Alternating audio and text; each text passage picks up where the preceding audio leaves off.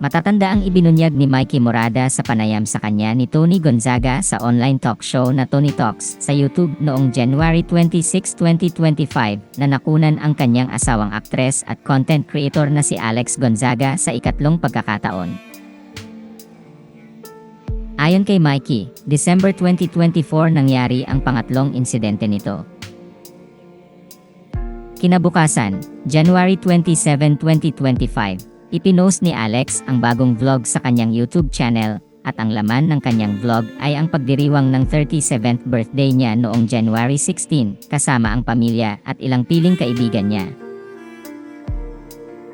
Bukod pa rito, ipinakita rin ng aktres ang pagdalaw niya noong January 17 sa Lipa City Hospital para mag-abot ng goods at donation sa mga bagong kapapanganak na ina.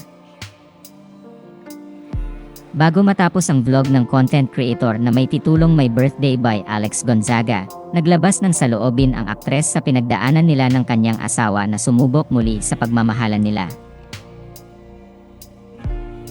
Noong January 9, isang linggo bago ang kaarawan ng content creator, isinugod siya sa ospital matapos makunan. Makikita sa video kung paano nanatili si Mikey sa tabi ni Alex sa mga araw na pinanghihinaan umano siya ng loob dahil sa pagkawala ng kanila sanang magiging unang anak. Sa huling bahagi ng vlog ay nagbigay ng mensahe ang aktres para sa kanyang asawa. Anya, dearest Mikey, I'm so sorry for our loss. The little miracle we had will always stay with us. Let's keep believing. By God's grace, we will have the family we have always prayed for. Love, Catherine. Ikinasal sina Mikey Morada at Alex Gonzaga noong November 2020.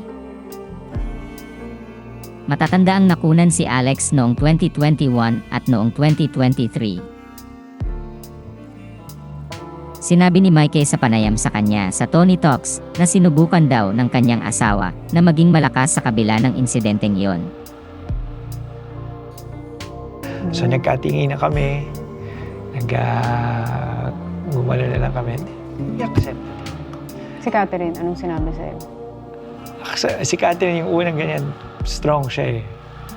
Pero nung umuwi kami nung gabi, doon siya nagbe-breakdown eh. Kasi siyempre everyday mong inaalagaan yung sarili mo, napakaalaga pa niya sa katawan. And then